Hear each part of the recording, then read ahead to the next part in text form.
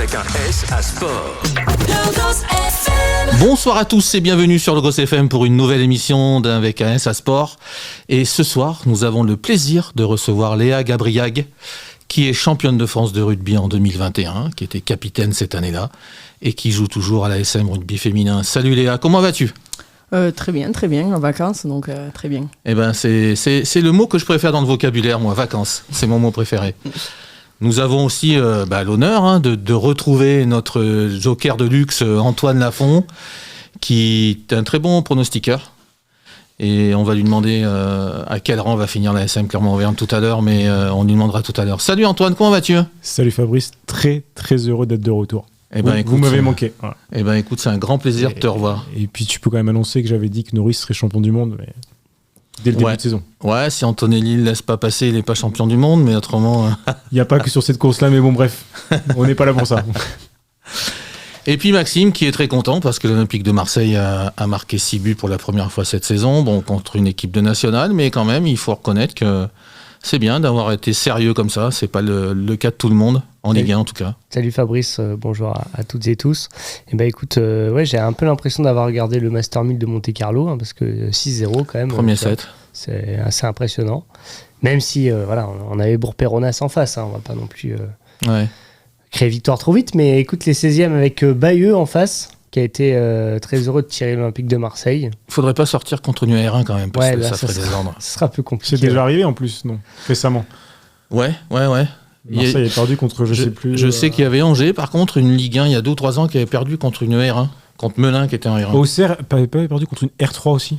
C'est possible. C'est la magie de la coupe, messieurs. Ouais, c'est ça. C'est exactement. Mais bizarrement, il y a certaines équipes, ça leur arrive jamais. C'est la magie de la coupe. Tu parlais de Monte Carlo tout à l'heure, du tournoi de tennis. Donc ça me fait penser à Stan Wawrinka qui arrêtera sa carrière fin 2026. Donc je pense à lui parce que ça a été vraiment un joueur exceptionnel avec un revers. Un des plus beaux revers du circuit. Avec Richard Gasquet, pour moi, c'est les 2 plus beaux revers du circuit, ouais, effectivement. Roger Federer également, quand même. Ouais, moins performant côté revers, je pense. Mais il avait d'autres atouts. C'est les revers à une main, c'est toujours impressionnant. Ouais, c'est ça. L'essentiel, c'est l'armoire à trophées. C'est pour ça que le mien était à 2 mains. Oui, l'armoire à trophées, c'est... Et Federer pour regarder les autres dans les yeux. Enfin, c'est ça.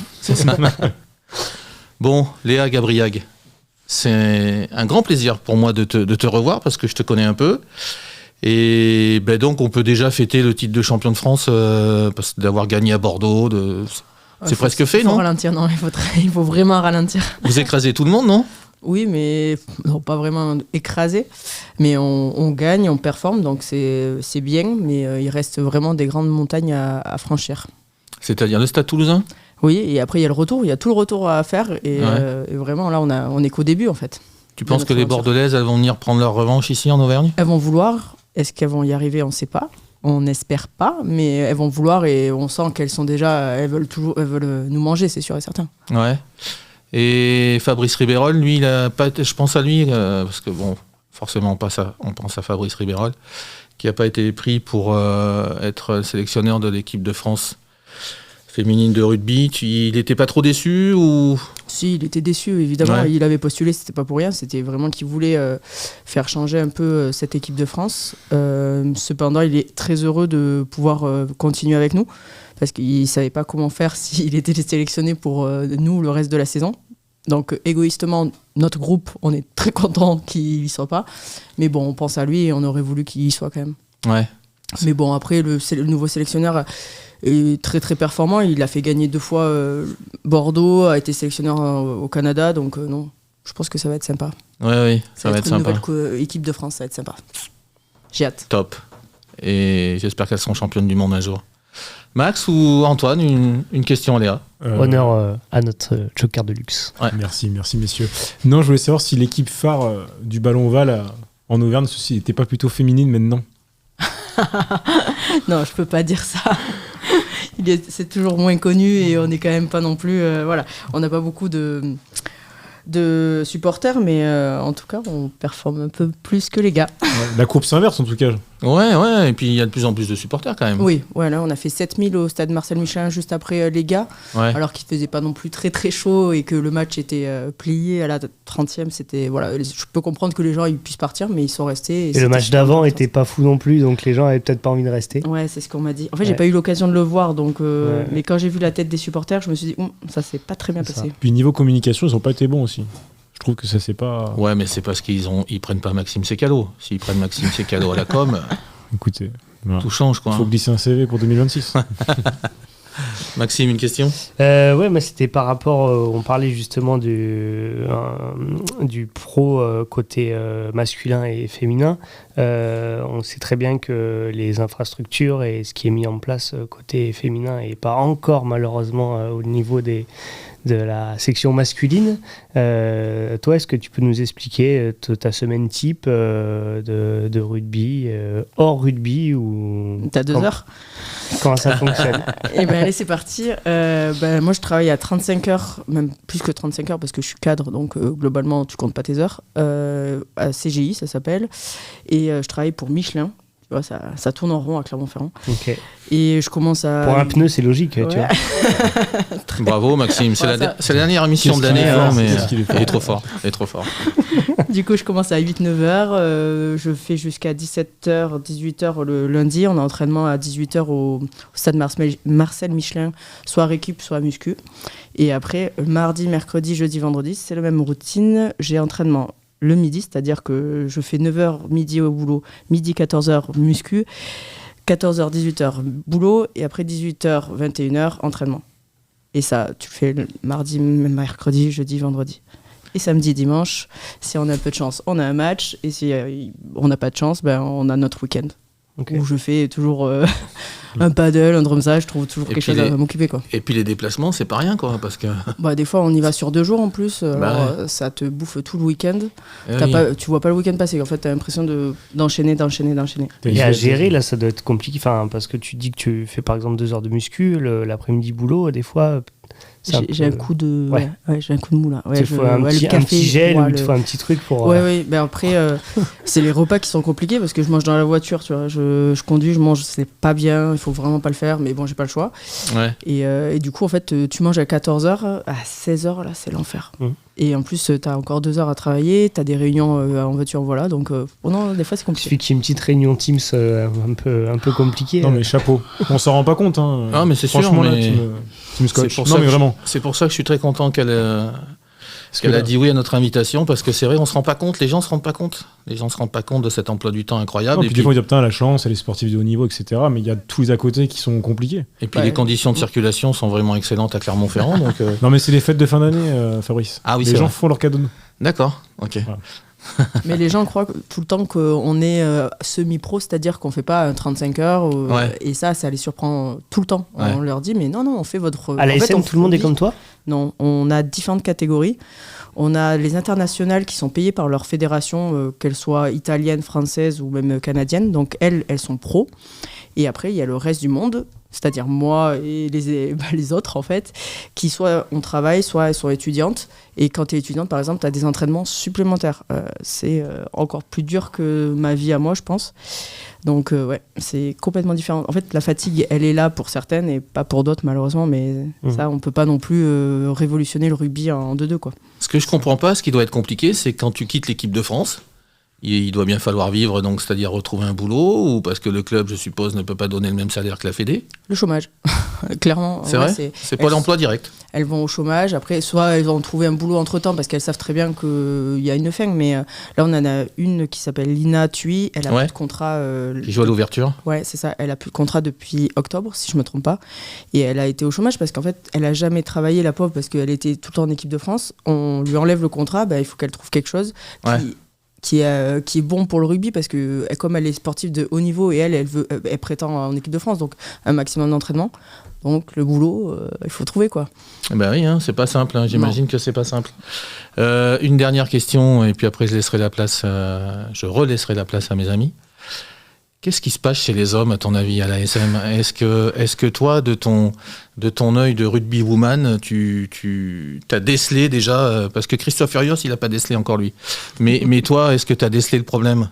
Non, je vais être honnête avec vous, je suis un peu perplexe sur ce qui se passe parce que moi j'ai eu l'occasion de... Ils ont perdu 27 ballons à Perpignan quand même. Hein. Ah oui, mais après, je peux pas te dire sur le terrain. Moi je trouve que c'est au-delà du terrain et qu'il y a un problème global et que mettre la faute sur Urios c'est un peu trop facile.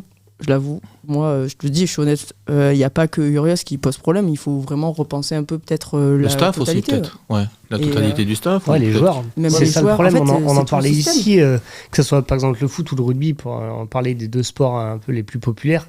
Quand il y a un problème, c'est le coach ou l'encadrement. Et je trouve ça très dommage parce que, ok, un mec qui a signé 4 ans, pourquoi, entre guillemets, tu vas pas remettre la faute sur un joueur parce que c'est un sport collectif. Mais du coup, pourquoi remettre la faute sur le coach, sachant que c'est pas non plus Christophe Urios qui était dans les mêlées et dans la ligne de 3/4, tu vois. Et Christophe Urios, il est arrivé après que l'ASM soit moyen, il faut se le dire. Ça fait quelques temps que l'ASM, c'est pas non plus la grande équipe qu'on a connue en 2017. Où ils ont ça c'est sûr. Mais après, je veux dire, si on prend que l'effectif de l'ASM, je pense qu'on a notre place. Honnêtement. Oui, c'est vrai. Tu vois qui moins fort que nous, à part Perpignan et Montauban. Honnêtement. Ouais. Que sur le papier, uniquement. De retour sur le Goss FM en compagnie toujours de Léa Gabriag, actuelle joueuse de l'ASM rugby féminin et championne de France de rugby en 2021. Elle était capitaine cette saison-là. Antoine Norris Lafont, parce que bon, il avait dit que Norris serait champion du monde, et moi ça m'a coûté beaucoup. Hein. J'ai mal dormi, mais bon, je suis obligé de le reconnaître ça. C'est un beau champion du monde. Et puis Maxime Secalo, qui lui est toujours amoureux de l'Olympique de Marseille, moins de Véronique Rabiot. Mais je sais qu'il est toujours amoureux de l'Olympique de Marseille. Toujours. Donc on disait plus sérieusement, on disait que tout à l'heure, et moi je pense que c'est le cas, alors peut-être qu'un jour il va vouloir venir me voir, Christophe Urios, mais moi je pense qu'il a perdu son vestiaire. Qu'est-ce que vous en pensez de ça ? Et on parlera des adversaires après. Bah là où c'est inadmissible, c'est de dire que tu comprends pas pourquoi et que tout va bien. Ouais. Dire, sans manquer de respect à Perpignan, ils sont quand même dans le dur, ils ont marqué que 1 point. C'est ça. Parce que lui, il dit dans le middle, je suis pas inquiet. Il joue à 14 contre 15 pendant 80% du match. Et nous, on n'a pas de solution face à ça. Alors, et puis surtout, tu peux t'inquiéter quand même. Tu prends une branlée la semaine dernière à Sale à la maison. Alors même si tu joues pas la Coupe d'Europe à fond, ça commence à être inquiétant, quoi. Puis surtout, tu as Rodé Pellietta, 39 ans, mais qui les a, il a amusés de long en large. J'avais l'impression qu'il avait une dent contre l'ASM. Il a fait un match incroyable. Je pense qu'il s'est fait greffer un poumon par rapport à la saison dernière, par contre. Parce que, non, puis de voir les joueurs de l'ASM qui rigolent à la fin du match... je n'ai pas trouvé ça bien, quoi. Tu vois, pour l'image. Il paraît, ouais. Il paraît que à la limite, t'attends d'être dans le vestiaire entre eux pour rigoler. Mais ça faisait un peu prise à la légère, quoi, les choses. Léa, quand il y a un souci entre vous et Fabrice Ribeyrol, c'est chaud dans les vestiaires, ça s'explique un peu. On se dit les choses, on est transparent, ou on dit en cachette qu'est-ce qui m'énerve, qu'est-ce qui est con. Dis la vérité, il va peut-être écouter. Non, mais on est des femmes, hein, donc c'est complètement différent des hommes, il faut se le dire. Et du coup, et en plus, j'ai pas que Fabrice en face de moi, il y a Vincent Farjas aussi. Oui. On en a 2. On salue d'ailleurs. Deux hommes face à 40 filles. Donc c'est pas toujours évident la communication. On n'a pas la même façon de communiquer. Vous lui tirez les cheveux à Fabrice ? Ouais, des fois. Mais après, Fabrice est très gentil avec nous, donc moi je lui rentre dedans. Mais il y a des filles qui osent pas rentrer dedans, donc c'est un peu plus compliqué parce que du coup elles osent rien dire et elles prennent sur elles. Et à un moment donné ça pète. Mais non, globalement on essaye d'aller les voir avant que ça pète en fait. On essaye d'être une équipe dans l'équipe avec les leaders et les coachs afin dès qu'il y a un petit couac, on le désamorce en fait. Je sais pas, ça serait intéressant de savoir comment ils fonctionnent les gars.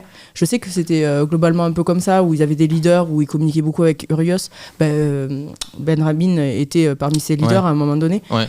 Mais peut-être que ça fonctionne pas, mais en tout cas, c'était une bonne solution de notre côté, nous. Ouais, c'est sûr, mais après, ce qu'il y a, c'est qu'à un moment donné aussi, il y a des joueurs, après je vous laisserai la parole, mais il y a des joueurs aujourd'hui qui manifestement, et c'est mon petit doigt qui me l'a dit, mon petit doigt il est toujours bien renseigné, qui n'écoutent plus grand-chose.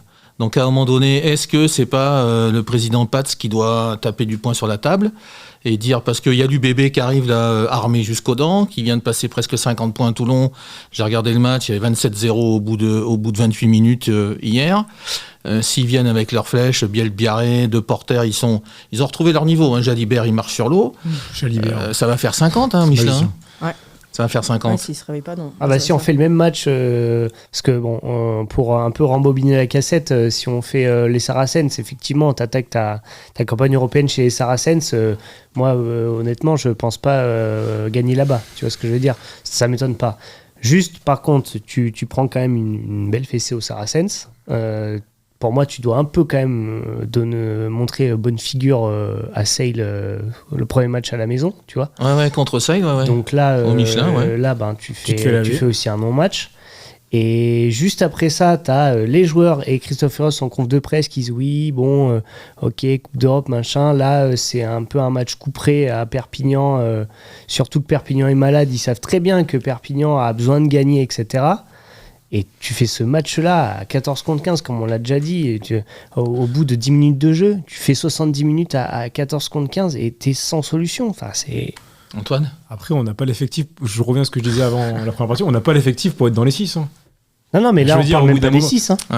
Ouais, mais est-ce qu'on n'est pas notre place 10, aussi mais est-ce qu'on n'est pas notre place aussi ouais, mais est-ce que tu penses qu'on a vraiment l'effectif pour être dans les 10 ? Mais je te parle uniquement si tu prends que les 15 joueurs, boum. Si ça continue, moi je pense que Lyon est plus armé que nous, par exemple. Et si ça continue, tu vas finir 12e. Hein. T'as quand même des mecs qui ont fait la tournée d'automne. T'en as deux, mais t'en as deux. J'aime bien Baptiste Jonot, mais parce qu'il y a des blessés. Non, mais regarde, t'as des mecs comme Tixeron, t'as quand même, pour moi, t'as quand même une ossature qui. Baptiste Jonot, ça sera un grand futur de l'équipe de France. Il est très jeune, mais à l'heure actuelle. Moi, il y en a qu'un pour moi, depuis que je regarde la SM1, depuis 2-3 ans. Il y en a qu'un pour moi qui mouille le maillot, c'est Delguy. Delguy, il est régulier tous les week-ends. À l'extérieur, à domicile.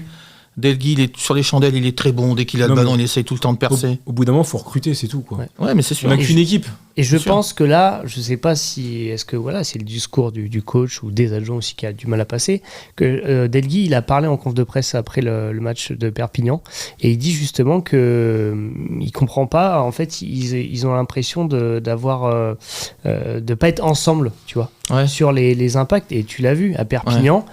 Il y a à chaque fois, c'est des mecs qui partent, ils sont seuls, il n'y a pas de soutien. Il y a après. Il n'y a pas eu de communion en fait. Il n'y a pas eu de communion, on a l'impression qu'il n'y a pas une union sacrée, tu vois, en se disant, les gars, en fait, quand tu fais un départ de ruck, même si peut-être c'est 2-3 temps de jeu. C'est pas la bonne solution, il faut l'accompagner, c'est ce que nous on se dit tout le temps, tu vois. Il y a un gars qui fait de la merde, il faut se le dire, des fois, tu sais, tu pars, t'as la tête vraiment dans le rouge, du coup tu réfléchis pas, il faut l'accompagner. C'est ça. En fait, c'est l'esprit d'équipe. Et là, on est en train de se dire qu'ils sont pas très synchro, quoi. C'est un club, pas une équipe.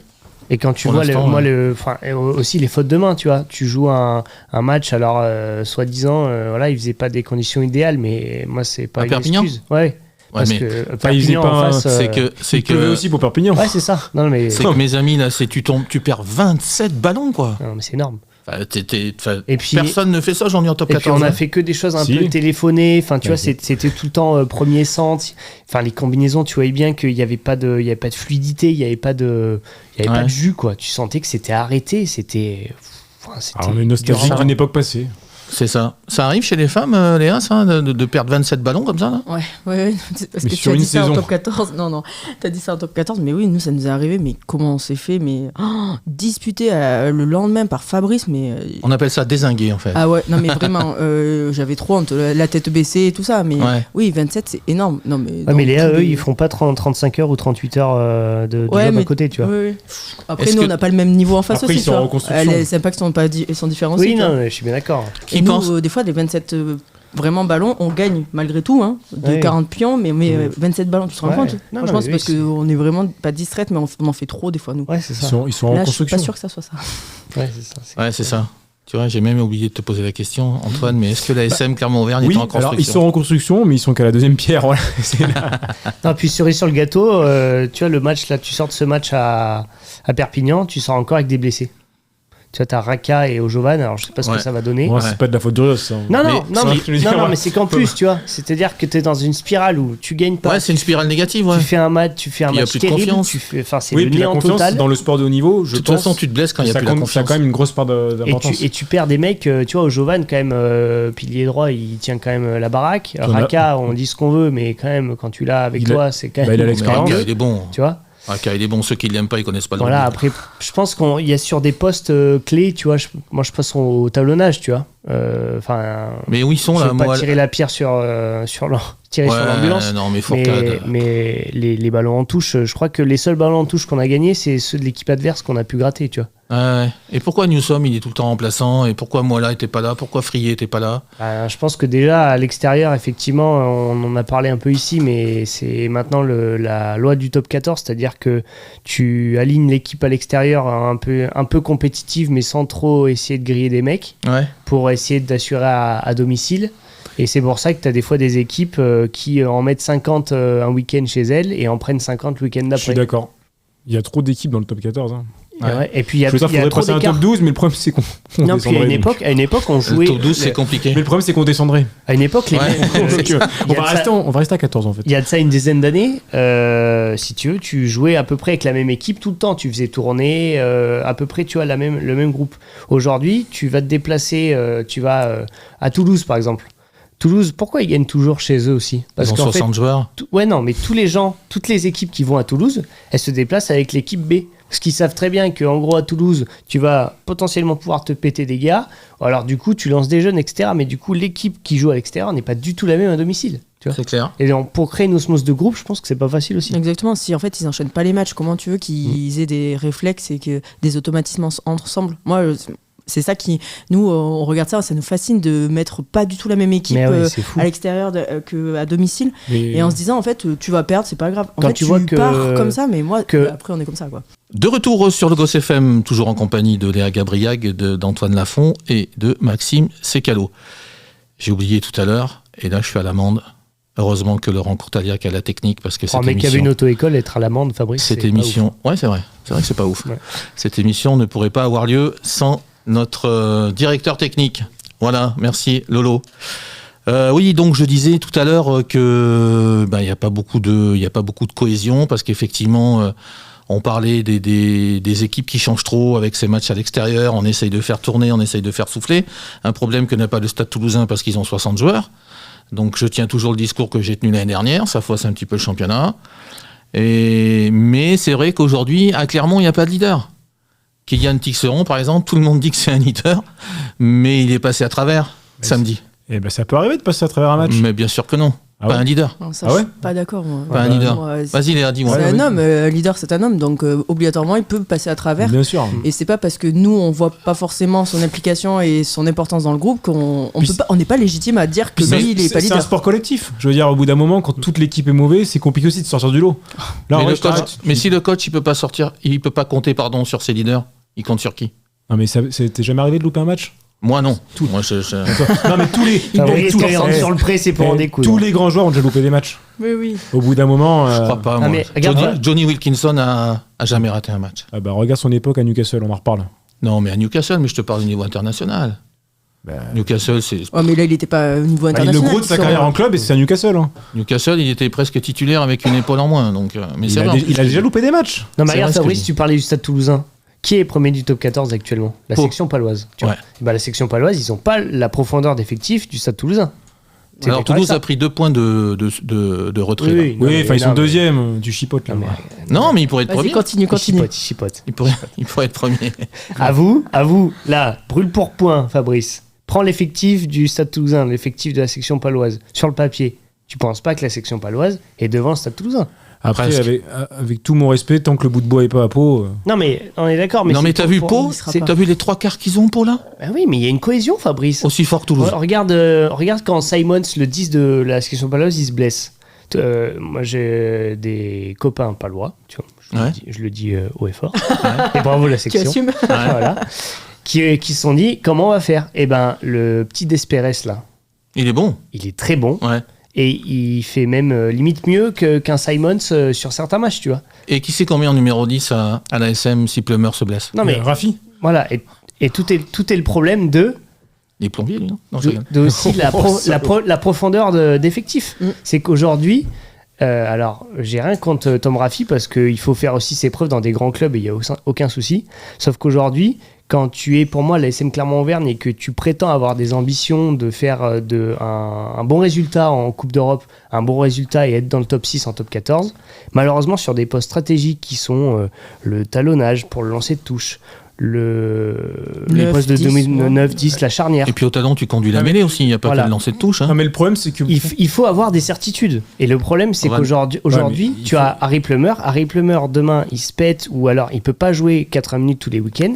Bah, le problème, c'est que, voilà, c'est ce qu'on disait avec Léa, tu as un problème pour avoir une cohésion globale et d'avoir un effectif ultra compétitif. Qu'est-ce que t'en penses, Léa, toi, de ça? Un championnat qu'il est. Bah, on a parlé en off, mais je suis complètement d'accord. En fait, la profondeur de l'effectif, il est très important sur des postes clés. Et par exemple, 9, 10, 15, je trouve ça très important aussi. Devant le talonnage et même, franchement, les piliers, franchement, tu peux pas te passer de vraiment un bon banc. Tous les postes sont importants. Ouais, mais je veux dire, il y a des postes tellement stratégiques. Ouais, la colonne vertébrale. Voilà, mais c'est indéniable. De 8, si 9, 10, 15. tu perds ton 10 sur un match, en fait, tu veux mettre qui? Tu mets ton 15, c'est pas la folie. Franchement, c'est... Après, il faut du budget, on en a pas. Non, mais... Ouais, c'est vrai qu'on a un peu s'achète mais pas, regarde, par exemple. Ça s'achète pas et ça se paye pas en ticket resto.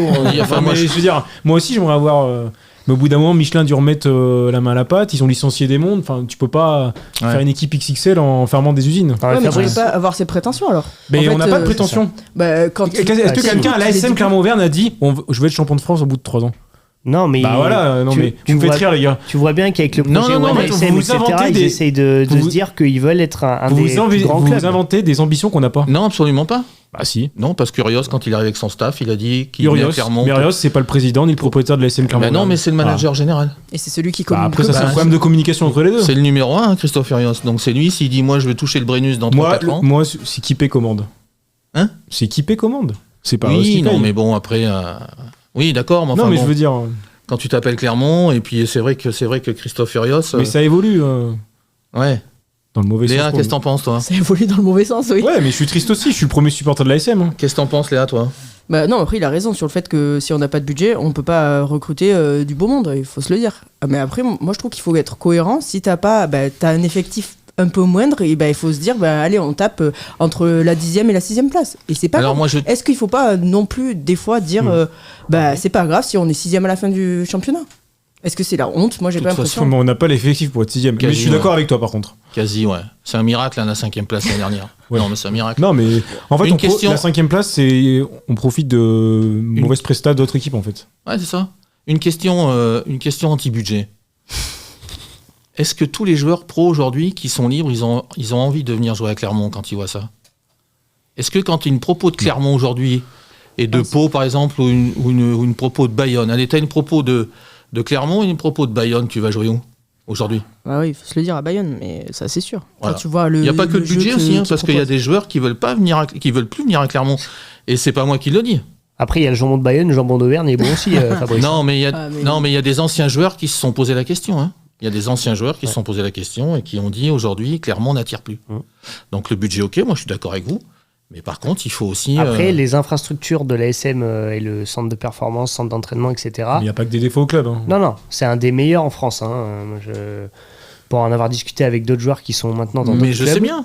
Mais ça sert à quoi tout ça? Bah non, mais c'est un argument. Parce que certains joueurs. Tu laisses partir des joueurs comme Théo Giral, que je regarde souvent, qui joue à Colomiers. Il fait une super saison, Théo Giral, en 10. Il serait pas bien là cette année en numéro 2? Si, mais il y a plein de gens, et tu laisses partir plein de gens. Quand tu vois le nombre de Clermontois, on parlait de Bayonne, un cher Tibérien, tu vois, en 15 par exemple. Oh oui, là ça c'est une perte. Là, franchement, parce que les Crabos sont la saison qu'il fait, cher Tibérien avec Bayonne. Les Crabos sont champions de France l'année dernière quand même. Hein. Et aujourd'hui, tu te retrouves comme ça en pénurie de joueurs à des postes clés.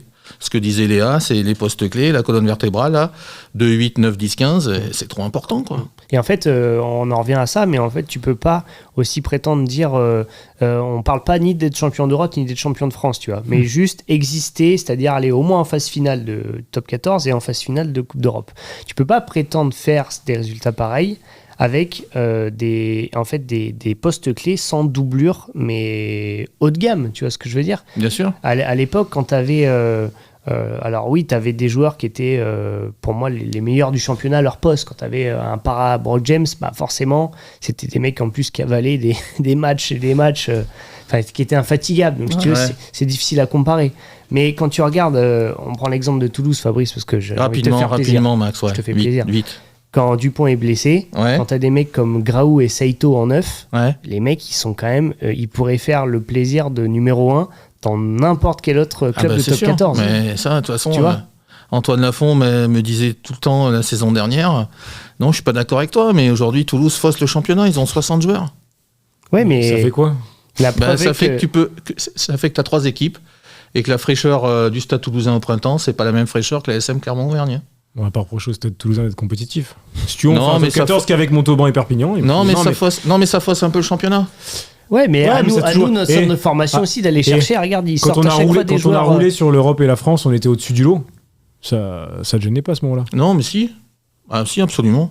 Parce que non, mais tu as des petits Dommage, clubs. j'étais pas à l'émission 2012, mais bon, bref, je te crois. Parce que non, moi non plus, je faisais pas d'émission en 2012, mais ce qu'il y a, c'est que après ça devient rébarbatif parce que la finale cette année, ça va être Toulouse-Bordeaux encore.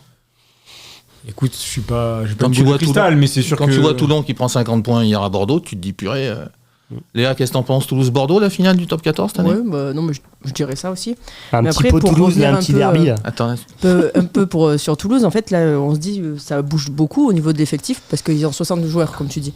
Du coup, ça bouge beaucoup. Mais il y a quand même une fluidité, il y a quand même une cohésion malgré tout. Alors que tu changes ton effectif à tous les matchs. Ouais. Donc, en fait, nous, notre argument de dire en fait, il faut les faire plus jouer ensemble pour que ça marche bien, le Stade Toulousain, ils ont contré cet argument. Et en fait, il faut monter des jeunes. Cramon, par exemple, en talent, quand il est arrivé le premier match, on se dit, il va se faire cabosser. Et en fait, le premier match, il est déjà performant. Alors que c'est un espoir. Donc on se dit, c'est peut-être la formation de Toulouse qu'il faut prendre en exemple. Et arrêter de se dire, Toulouse, c'est la bête noire, ils recrutent que des bons joueurs. Non, ils en forment. Hein. Ils en forment pas mal. Ah, Et mais c'est pour sûr, ça c'est un sacré centre de formation, Toulouse, c'est sûr. il faut prendre exemple sur eux au lieu de sûr. cracher sur eux, des fois. Ouais, non, Je suis moi pour j'aime le bien Stade Toulouse. Toulousain Moi de je base, crache donc, pas sur désolé. rien. Alors toi, Urios laisse la place aux jeunes. Hein. Il aime les vainqueurs, Ouais, mais je sais Fabrice. pas, on les toujours garde pas. On les garde pas. Dès On les qu'il y a garde pas des... et je pense qu'il faut aussi peut-être plus les faire jouer. De retour sur le Goss FM pour la dernière partie d'Avec un S à Sport en compagnie toujours de Léa Gabriag qui nous dit plein de choses en antenne mais on va pas les dévoiler. Antoine Lafont qui est toujours là, qui essaye de me bouger un peu mais bon il a du mal avec ma culture qui est vraiment extraordinaire. Non je plaisante. J'ai cru qu'il disait ça par rapport à Fait-Top. Et Maxime Secalo, ouais, la culture physique, enfin bref. Bon Léa, on a eu de discussions vives et c'est très bien, les émissions sont faites pour ça. Est-ce que toi tu as la clé du retournement de situation à la SM Clermont-Auvergne? Qu'est-ce qu'il faudrait? Non mais avec ta connaissance du rugby... Elle est un peu jeune pour être coach, Fabrice, quand même. Oui, et en non plus, mais... je veux... Non mais il y a longtemps... C'est pas complexe. Honnêtement, il n'y a pas d'âge. Qu'est-ce qui pourrait aujourd'hui bouger tout ça là, à ton avis? Au niveau des joueurs, hein, je parle pas du reste. Est-ce qu'il faudrait pas, comme ça s'est passé à Perpignan, par exemple, alors j'ai rien contre Christophe Urios, même si je suis un peu dur avec lui, mais on a vu avec le nouveau staff de Perpignan, ça a changé pas mal de choses sur la grinta notamment. Est-ce qu'il faudrait changer quelque chose de ce côté-là? Je pense pas que ça soit la solution que de virer un staff à ce moment-là. Je pense que c'est au groupe, là je parle des joueurs globalement, de prendre en main en fait la situation et de parler avec Urios et trouver des solutions, être plus investi peut-être dans le système de jeu, dans les entraînements carrément. En fait, il faut qu'ils trouvent des solutions internes. Je pense que c'est globalement à l'intérieur là, quand vous dites qu'il manque de fluidité, etc. C'est pas pour rien. C'est eux qui jouent. Il faut se le dire. C'est les joueurs qui font le jeu. C'est pas Urios, même s'il a des très bons systèmes de jeu et je critiquerai pas ça, mais c'est à eux de prendre les choses en main des fois. Pour moi, nous, on le verrait comme ça parce qu'on n'aurait pas le choix. On n'aurait pas le choix et on ne virerait jamais Fabrice Ribérol ni sans Farjas. Mais on a toujours trouvé des solutions, donc pourquoi pas eux prendre Alors moi, en t'écoutant, je me pose une question. Je me dis, pourquoi dans tous les sports co, par exemple, dès qu'il n'y a plus de résultats, on vire le coach? C'est facile, facile. C'est une tête, la tête qu'on voit à la télé tout le temps. Ouais, c'est le fusible qui est facile à faire sauter, en fait. Tu vois. Mais ça marche souvent. Ouais. C'est ce que je voulais Notamment dire, au foot. Je préfère que ce soit toi qui le dise. Souvent, je dis pas que c'est la solution. Parce que, comme je t'ai dit, on a un effectif qui est jeune, qui peut devenir un bon effectif, mais à l'heure actuelle, je pense qu'on a notre place. Entre la 12e et la 9e place. C'est triste, mais c'est vrai. À virer Urios, je sais pas si ça changerait quelque chose. Mais c'est vrai que dans d'autres sports, je pense en foot, souvent, des équipes sont maintenues en changeant de coach dans la dernière ligne droite. Je pense à un Pascal Duprat qui a souvent été sauveur. Mais si j'avais la solution de l'ASM, je serais dans les bureaux au stade Marcel Michelin. Ah bon? Et tu l'as pas là? Je suis déçu. Peut-être que je l'ai, mais je sais pas si c'est la bonne. Ouais. Tu voulais dire un truc parce qu'on va passer quand même sur le foot vite fait? Vas-y, passons. Allez, donc le PSG a gagné la Coupe intercontinentale. Je sais que ça a vraiment contrarié mon ami Maxime Secalo. parce qu'il a dit qu'il y a un tir au but où Safonov avait le pied décollé de la ligne. 6 trophées en une saison. Il n'y a que le Bayern et le Barça qui avaient fait ça. Ouais, c'est incroyable. Le club est petit. Est-ce que Paris est le plus grand club du monde actuellement, Maxime Secado ? Bah écoute, ce match se jouait au Qatar, Fabrice, avec des petits Qataris tout autour du stade. T'as l'agence, c'est la magie de Noël, je vais rien dire, mais... Et quand tu regardes même le fameux penalty dont tu parles, donc on va en parler, tu vois l'arbitre qui donc apparemment interroge la VAR. Ouais. Les commentateurs de beIN, de M6. France Télé, de M6 pardon, Ouais. sont unanimes en disant ah bah il va être retiré avant que la décision soit prise. Hein. Donc l'arbitre signe un non-lieu et donc dit mais heureusement que c'est pas les journalistes qui décident de non, faire retirer. Mais ce que je veux dire c'est que les journalistes ont quand même toutes les images et Fabrice, tu peux être honnête sur ce penalty-là en l'occurrence qui peut faire basculer parce que ils sont à un penalty marqué de chaque côté. Mais rien dit qu'il va marquer derrière en retirant son tir. Non, bien sûr. Mais au moins le faire retirer, il est pas retiré. Non, mais demander sur l'avis à un Marseillais sur un trophée de Paris. Non, mais je pense que tout est dit. J'ai cru qu'il était en colère contre moi à un moment donné. Même des amis à moi parisiens sont honnêtes sur le fait qu'il n'avait pas le pied sur la ligne, c'est tout. On parle des règles maintenant du football avec des millimètres, des goal line technologie. Si on les utilise pas, non, mais Paris, cette année, c'est dur quand même. Hein. Ouais. Non, mais après, je me rappelle l'année dernière, ils ont fait un début de saison très poussif. Et au final, on a vu. Mais quand ils sont au complet, là, je pense que là, ils vont se retrouver. Ça va. Moi, ce qui m'inquiète, c'est le gardien. Ça va faire mal. De quoi ? C'est le gardien. Ouais. Il y a toujours un problème de gardien au PSG. Ouais. Sirigu, Buffon, Trapp. Il devrait prendre Gauthier Larsonneur. Ils ont foutu Donnarumma dehors. Alors apparemment, Donnarumma va demander une augmentation de fou. Ouais, non, mais après le football, c'est une folie, quoi. Niveau prix. C'est une folie. Ouais, c'est ça. Léa, au niveau du sport, c'est quoi Mon petit doigt m'a dit que t'aimais pas du tout la Formule 1, donc ça t'as le droit. Mais est-ce que t'aimes le foot, le basket, le tennis J'aime bien le foot, après je le suis plus en ce moment, là ça me dégoûte un peu, mais désolé. Mais après, oui, globalement j'aime les sports de raquettes, le tennis j'adore. C'est qui ton joueur préféré ou ta joueuse préférée ? Moi j'aimais bien Wawrinka, pardon. Ouais, j'aimais bien, il était puissant. Non, j'adorais. C'était pas lisse comme jeu et c'est ça qui me plaisait. Très bon joueur, ouais. Puis c'est un des rares qui a réussi à titiller le Big Free. Hein. Ouais, parce que c'est trop facile de dire j'adore Federer, j'adore Nadal, j'adore Djoko. Au moment, on les a vus sur Après, j'ai eu la chance de voir Nadal et j'en suis la plus heureuse. Hein. On est souvent fan des gens qui nous font rêver. Et avec leur trophée, c'est normal. Mais Wawrinka était numéro 3 mondial, faut pas l'oublier. Ça. Non, mais c'est Stan de Man. C'est vraiment... ça a été vraiment un très très grand joueur. Le badminton, là, je voulais en parler juste 5 secondes. Il est au-dessus du lot, là, sur le toit du monde, d'après l'équipe il a remporté l'équivalent d'un Master 1000, en fait. Ouais, donc, c'est ça. Première fois qu'un Français... C'est ça. Il a gagné le numéro 1, non ? Ouais, c'est ça. Et bon, on a un Français qui a gagné un Master 1000 en tennis. Ouais. Donc voilà. Mais, enfin, francophone, il est monégasque. Il est monégasque. J'ai vu que Tony Yoka, je sais que t'es fan de boxe, a gagné un combat hier. Oui. Non, ça c'est pas possible. C'est un plomb. Ça c'est une fausse information, parce que Tony Yoka ne gagne jamais les combats de boxe. Alors après, comme je dis, je critique pas parce que monter dans le ring, je serais pas capable. Hein. J'ai lu que c'était mais oui, son adversaire était, je pense, pour la confiance. Mais bon, c'est bien. Il veut un gros combat. 4e consécutif, hein. Il a demandé Anthony Joshua. Ben non, mais là contre Anthony Joshua, moi je connais le résultat. Hein. Wow. On a vu la mâchoire de Jake Paul.